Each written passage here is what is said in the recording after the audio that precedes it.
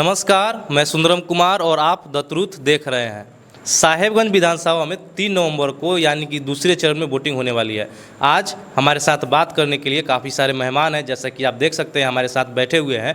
हम इनसे पूछेंगे राजद की स्थिति परिस्थिति के बारे में, रोजगार का जो उन्होंने वादा किया है उसके बारे में, और जो भ्रष्टाचार के आरोप पिछले 15 साल में से लगाए जा रहे हैं उसके बारे में। सबसे पहले मैं एक एक करके आपको परिचय करा देता हूँ अपने मेहमानों का। हमारे साथ है प्रेमचंद्र जायसवाल जी, जो राजद के महामंत्री हैं मुजफ्फरपुर जिला के राष्ट्रीय वैश्य महासभा के। साथ में हमारे साथ प्रोफेसर अजय कुमार हैं, जो राजद के प्रखंड अध्यक्ष हैं साहेबगंज विधानसभा से, और इंजीनियर शिवनंदन शाह जी हैं, राजद के व्यवसायिक प्रकोष्ठ के अध्यक्ष और मुजफ्फरपुर जिला के अध्यक्ष हैं।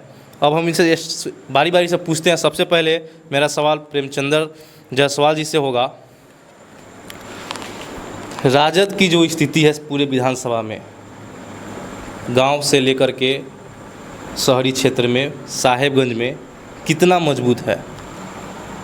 शहरी क्षेत्र में इस बार राजद की बहुत मजबूत स्थिति हुई है। पहले से बहुत गुणात्मक परिवर्तन हुआ है ना। ये स्पष्ट करता है कि भाजपा और आपको नीतीश जी की सरकार जो है वह हर मोर्चा पर फेलियर हुआ, और उसका परिणाम हुआ कि वो इस तरह का स्थिति पैदा हुआ है। और बैस का जहाँ तक सवाल है, बैस वोट भी बहुत तेज़ी से राजद की ओर बढ़ा है। पूरे बिहार में जातिवाद की राजनीति अहम भूमिका होती है। वैश्य समाज एक जाति की भूमिका है, तो क्या लगता है कि जातिवाद अहम भूमिका होगी इस चुनाव में भी? जातिवाद तो मान लीजिए कि है, और बिहार में जातिवाद के बिना तो कुछ होता नहीं है। फिर भी जो अभी परिस्थिति है उसमें युवा वर्ग के लोग तेजस्वी जी के नेतृत्व में सिमटे हैं, और ये बात लोगों को समझ में आ गई है कि जब तक युवा के हाथ में कमान बिहार का नहीं जाएगा तब तक बिहार का कोई विकास होने वाला नहीं है। और युवा से ही हम लोग भी अपेक्षा करते हैं कि युवा वर्ग आगे बढ़े तेजस्वी के नेतृत्व में, और वो लोग सरकार बनेगा भी सरकार। पूरे दावा है कि सरकार बनेगा तेजस्वी का पूरा दावा है सरकार बनेगा। हमारे साथ और भी मेहमान हैं, चलिए हम चलते हैं इंजीनियर शिवनंदन शाह जी के साथ हम बात करते हैं कि सबसे पहले सर, जो व्यवसायिक संगठन है, भ्रष्टाचार शुरुआत से ही होते आ रही है पूरे संघ के साथ। क्या लगता है कि अगर इस बार राजद की सरकार बनती है तो बिहार में व्यवसायिक संघ मजबूत होगा? सबसे पहले तो द ट्रुथ चैनल को मैं बहुत बहुत धन्यवाद देता हूँ, खास करके आप सुंदरम जी, आप यहाँ आए हैं तो इसके लिए भी बहुत बहुत धन्यवाद। चूँकि आप मेरी बातों को आप पब्लिक डोमेन में ले जाने का प्रयास किया है। व्यवसायिक प्रकोष्ठ के अध्यक्ष होने के नाते हम अपने नेता जो भावी मुख्यमंत्री बिहार के होने वाले हैं तेजस्वी जी से बात करेंगे। उनके मंत्री जो मार्केटिंग के मंत्री होते हैं उनसे हम एक नीति बनाने का काम करेंगे, और स्थानीय जो जिला पदाधिकारी हैं और जिला के मार्केटिंग अफसर हैं, इन लोगों से लाइजनिंग कर करके हम अपने व्यवसायियों को व्यवसाय में जो व्याप्त भ्रष्टाचार है उसको मिटाने का काम करेंगे। और साथ ही जो व्यवसायियों के साथ सरकारी पदाधिकारियों द्वारा या स्थानीय अपराधियों द्वारा उन पर जो दमनकारी रवैया अपनाया जाता है उसके खिलाफ भी हम न्यायालय से और सरकार से दोनों से लड़ाई लड़ने का काम और इनको इंसाफ दिलाने का काम हम करेंगे। व्यवसायिक की बात तो है, साथ साथ बिहार चुनाव में मुद्दा काफ़ी सारा है। 10 लाख रोजगार और 19 लाख रोजगार, दोनों में क्या लगता है चुनावी जुमला है या फिर तेजस्वी यादव 10 लाख का वादा पूरा करेंगे? ये जुमला तो एनडीए सरकार के सभी नेताओं को नींद हराम कर रखा है। जैसा कि अभी सरकार बिहार में एनडीए की है, 3.5 पौने 4 लाख एम्प्लॉयमेंट वैकेंसी जो है भी खाली है बिहार सरकार के रिकॉर्ड के हिसाब से। उसके बाद फिर पुलिस फोर्स में, बिहार के पुलिस में भी यदि कोई पदाधिकारी आते हैं तो उसके साथ उनके असिस्टेंट के रूप में और ज़्यादा वैकेंसियाँ होगी। इस तरह से कैलकुलेटेड कर करके 10 लाख वैकेंसी अभी वर्तमान में है। जब ये हमारे नेता तेजस्वी यादव ने 10 लाख नौकरियां देने का विजन बनाया, एम बनाया, तो लोगों ने ये कहना शुरू कर दिया कि 10 लाख नौकरियां कहाँ से दे पाएंगे, अपने घर से पैसे देंगे या जो कुछ बातें बोले।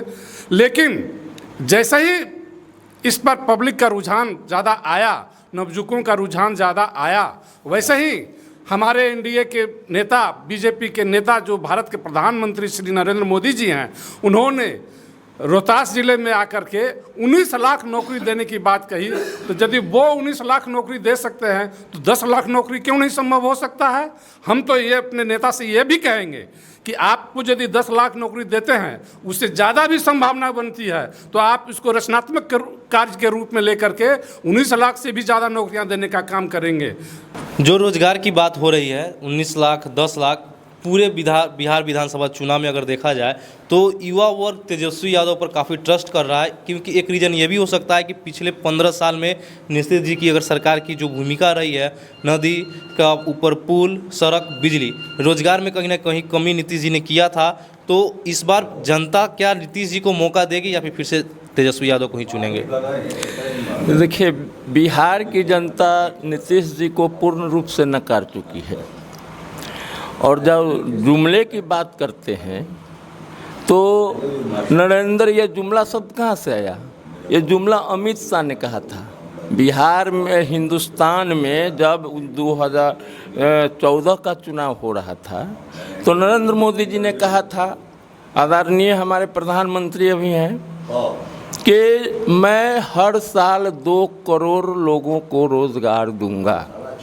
लेकिन वो 2 करोड़ रोजगार या 2 करोड़ नौकरी देने के बदले इन्होंने नौकरी को छीन लिया। ज़बरदस्ती 50 साल के उम्र में लोगों को रिटायरमेंट किया जा रहा है। और ये सरकार पूर्ण रूप से पूंजीपति के लिए काम कर रही है। नौकरी आरक्षण को समाप्त कर रही है, आरक्षण को समाप्त कर रही है, क्योंकि जब हर चीज़ का प्राइवेटीकरण होगा, निजीकरण होगा, तो वहाँ नौकरी में आरक्षण नहीं मिलने वाला है। तो मैं कह रहा हूँ कि जो हमारे नेता ने कहा है कि मैं 10 लाख लोगों को नौकरी दूंगा, हर साल नहीं कहा है कि मैं 10 लाख लोगों को नौकरी दूंगा। और उन्होंने तर्क दिया है कि बिहार में इतनी सीटें खाली हैं और वो पैसा कहाँ से आएगा। तो 26 लाख करोड़ जो आया था बिहार में, जो नीतीश कुमार ने लौटा दिया था, हम उन पैसों का उपयोग करेंगे और अन्य संसाधनों से हम पैसे लाएंगे और हम हर बेरोजगारों को रोजगार देंगे। क्योंकि आज के युवा पीढ़ी जो है, पढ़ा लिखा जो इंसान है, पढ़ा लिखा जो नौजवान है, वह अपना भविष्य अंधकार में देख रहा है। क्योंकि 45 वर्षों के इतिहास में इतना बड़ा बेरोजगारी हिंदुस्तान में कभी नहीं हुआ था।